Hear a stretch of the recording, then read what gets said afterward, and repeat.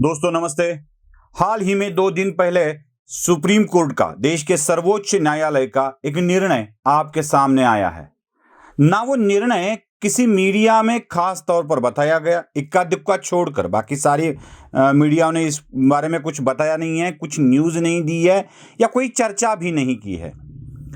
माध्यमों की अगर टीवी मीडिया की बात करें तो इक्का दुक्का ने दिखाया है, प्रिंट की बात करें तो कहीं पर भी ये विषय हमें दिखता नहीं है। क्या है ये विषय और मैं इसको इतनी गंभीरता से क्यों ले रहा हूं? विषय है, एक कंपनी को सर्वोच्च न्यायालय ने निरस्त कर दिया है। वो कंपनी ही बनावटी है, फेक है, उसके होने का आधार नहीं है, ऐसा बताया है। एक कोई कंपनी सर्वोच्च न्यायालय अगर उसको सिद्ध करता है तो उसमें इतना बात करने की जरूरत क्या है? चलो मैं आपको एक बात अभी आराम से बड़े ही एक पायदान पे जाके समझाता हूं। क्या एक कंपनी के खिलाफ न्यायालय का निर्णय जाने से देश की इज्जत बच जाती है? क्या हुआ है देश की इज्जत के साथ? क्या कब गई थी, क्यों गई थी, इसके पीछे कारण क्या है? ये सारे कारणों की मीमांसा हमें करनी पड़ेगी। आप जानते हैं उस कंपनी का नाम, भलीभांति जानते हैं, देवास मल्टीमीडिया प्राइवेट लिमिटेड। इस कंपनी को देश के कमर्शियल ट्रिब्यूनल ने निरस्त कर दिया था। कहा था कि इसका कोई दावा एक्सेप्ट नहीं किया जा सकता।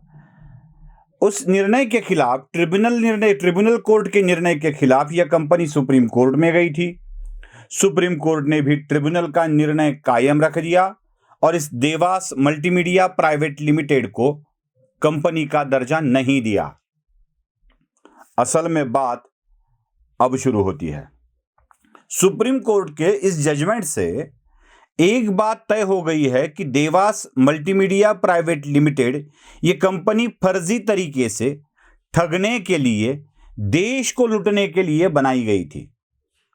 अब यही बात हम इंटरनेशनल कोर्ट में बता सकते हैं।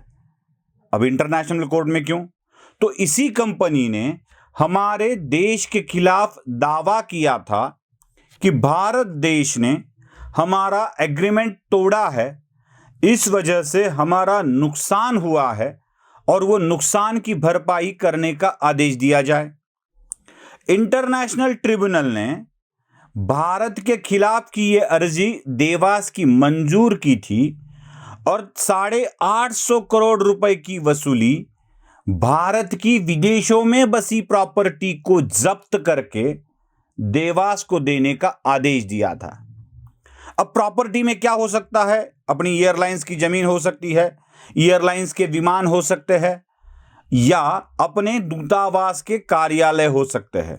इन सभी को जब्त करके, नीलामी करके देवास को पैसे दिए जाए, ऐसा आदेश इंटरनेशनल कोर्ट ने दिया था। अब ये तो भारत की नाचक्की हो गई, अब ये तो भारत के बदनामी की बात हो गई। अब ये मसला क्या था ये समझते हैं, तभी आपको सारी बातें समझ में आएगी। बात 2004 की है। 2004 में देश में सत्ता परिवर्तन हुआ। अटल बिहारी वाजपेयी की सरकार चली गई और यूपीए की मनमोहन वाली सरकार आ गई। जैसे ही मनमोहन वाली सरकार आ गई, उस वक्त देश में 2G के आवंटन के मामले में चर्चा शुरू होने लगी। स्पेक्ट्रम का आवंटन था, वो यस ब्रांड के स्पेक्ट्रम के आवंटन की चर्चाएं शुरू हो रही थी, उस वक्त प्रोसेस हो रही थी। उसी वक्त देश की मतलब सरकारी BSNL कंपनी ने उस स्पेक्ट्रम को सरकार से मांगा। BSNL को एस ब्रांड स्पेक्ट्रम भारत की सरकार ने 12,000 करोड़ में बेचा। अब इसी वक्त 17 दिसंबर 2004 को एक कंपनी स्थापित हुई। उस कंपनी का नाम था देवास मल्टीमीडिया प्राइवेट लिमिटेड। अब यह कंपनी किसने स्थापन की थी? तो इस कंपनी का स्थापित करने वाला यम चंद्रशेखर नाम का एक व्यक्ति था। जो यम चंद्रशेखर इसरो में पहले अधिकारी के तौर पे काम करता था। इसरो मतलब अपनी अंतरिक्ष में काम करने वाली संस्था। इसरो में वो अधिकारी के तौर पे शास्त्रज्ञ के रूप में काम करता था। अब एम चंद्रशेखर ने इसरो को छोड़ दिया और अपनी Dewas multimedia private limited company बना ली। अब इसमें निवेशकर्ता कौन कौन थे?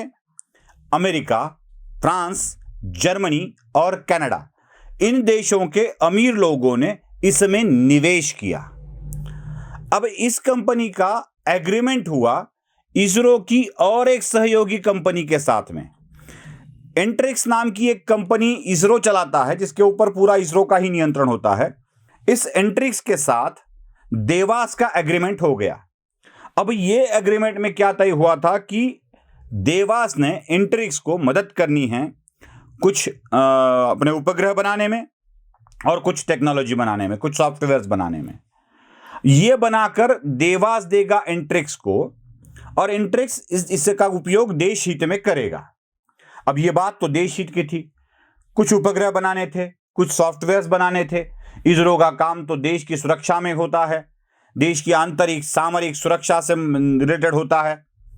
अब ये काम दिया तो इसरो ने कुछ एस ब्रांड स्पेक्ट्रम की मांग गवर्नमेंट से की। अब जो स्पेक्ट्रम 12,000 करोड़ में बीएसएनएल को बेचे गए थे, वही स्पेक्ट्रम इस देवास कंपनी को सिर्फ 1,000 करोड़ में दिए गए। सिर्फ 1,000 करोड़ में। क्यों, कैसे किया, पता नहीं है।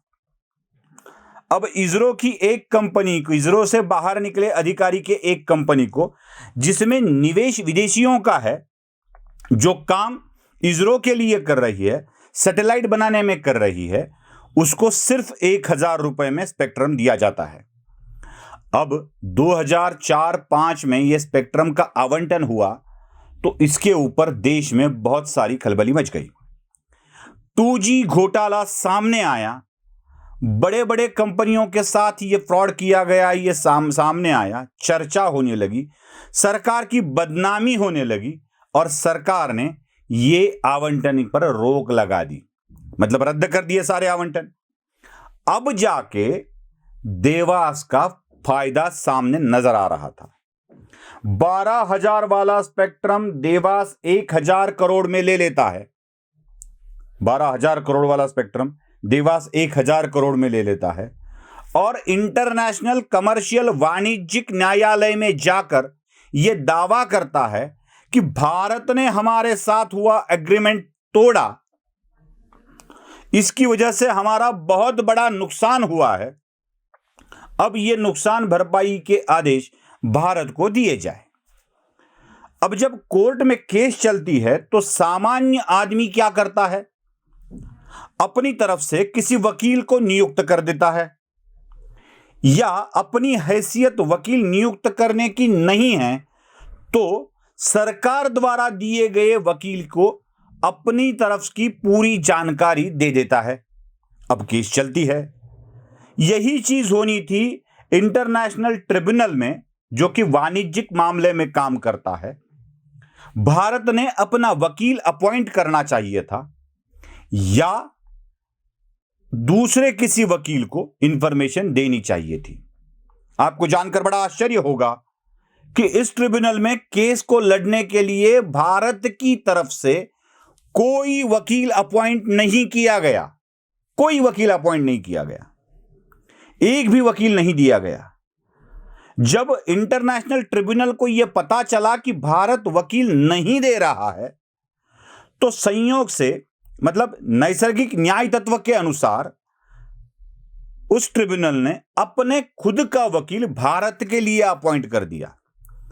अब भारत को क्या करना चाहिए था कि जो भी वकील ट्रिब्यूनल ने भारत का पक्ष रखने के लिए दिया है उसको अपने देश की तरफ से पूरी जानकारी देना आवश्यक था। ना भारत ने वकील दिया, ना ट्रिब्यूनल ने दिए वकील को कोई जानकारी दी। परिणाम, भारत का पक्ष इंटरनेशनल ट्रिब्यूनल के सामने नहीं रखा गया और इसी वजह से पूरा का पूरा निर्णय जो गया वो देवास के पक्ष में गया।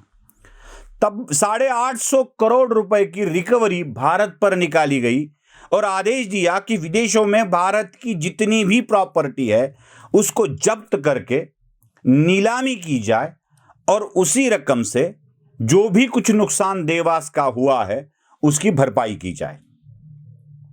अब देश की इज्जत जब इंटरनेशनल लेवल पर जाने लगी तब हरकत में आ गए। संयोग से भारत में फिर से तख्ता पलट हुआ। 2004 की सरकार 2014 में चली गई। अब भारत सरकार को लगने लगा कि यह कहीं गड़बड़ हो रही है। भारत सरकार में इसमें ध्यान देना शुरू कर दिया। इसरो के अंडर जो भी एंट्रिक्स नाम की कंपनी थी, उस कंपनी ने भारत के ही अंदर एक ट्रिब्यूनल के सामने यह अपना पक्ष रखा और दावा किया कि यह कंपनी की स्थापना ही जो है national company law appellate tribunal, उसका नाम है national company law appellate tribunal NCLA, उसके कोर्ट के सामने अपील कर दिया और कहा कि ये जो कंपनी देवास बनी है, जिसके सूत्रधार यम चंद्रशेखर है, जिन्होंने विदेशों से लोग लाके विदेशों से निवेश लाके कंपनी बनाई हैं, ये कंपनी का स्थापन करना ही, यह कंपनी की स्थापना ही फर्जी है। देश को ठगने के लिए इस कंपनी को बनाया गया है, देश की लूट करने के लिए इस कंपनी को बनाया गया है और ये ट्रिब्यूनल ने एंट्रिक्स की ये दलील मान्य की और अपना निर्णय दिया कि ये जो देवास कंपनी है इसकी रचना ही फर्जी तरीके से हुई है, देश को लूटने के हेतु से की गई है, इसलिए देवास की कोई भी अर्जी मंजूर की नहीं जा सकती।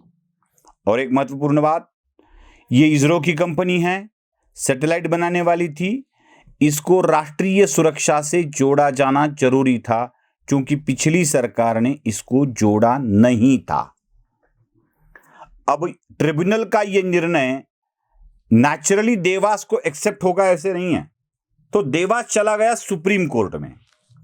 अब सुप्रीम कोर्ट में 25 में 21 को निर्णय आया था और वही निर्णय के खिलाफ देवास सुप्रीम कोर्ट में आया था। अब सुप्रीम कोर्ट ने भी ट्रिब्यूनल का निर्णय कायम किया और कहा कि इसकी निर्मित ही फर्जी तरीके से हुई है। अगर फर्जी तरीके से कोई कंपनी बनाई जाती है, गलत हेतु से किसी कंपनी को शुरुआत किया जाता है, तो उसको कंपनी मानने से सुप्रीम कोर्ट ने भी इनकार कर दिया। अब होगा क्या? जो कंपनी ही गलत है उसकी मांगे भी गलत होंगी, उसका नुकसान भी गलत होगा और इंटरनेशनल कोर्ट में भारत का पक्ष बड़ा मजबूत होगा। एक लड़ाई तो जीत ली है, आगे की लड़ाई भी भारत को जीतनी है।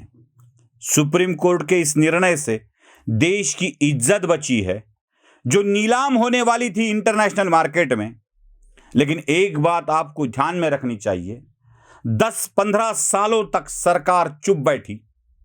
न मनमोहन की सरकार ने इंटरनेशनल कोर्ट में अपना वकील दिया, न पक्ष रखा। देश की इज्जत लगभग नीलाम होने की कगार पर थी। धन्य हो सुप्रीम कोर्ट के, धन्य हो अभी की सरकार का, जिन्होंने ये निर्णय लिया और देवास के खिलाफ लड़ने के लिए तैयारियां शुरू की। अब पहला पड़ाव तो भारत ने जीत लिया है, दूसरा पड़ाव भी इसी आधार पर भारत जीत लेगा, यही आशा करता हूं। और आपके सामने ये तथ्य जो रखे हैं, आशा करता हूं कि आपको पसंद आएंगे, आप भी अवेयर हो जाएंगे और इसको आगे बढ़ाएंगे। नमस्ते।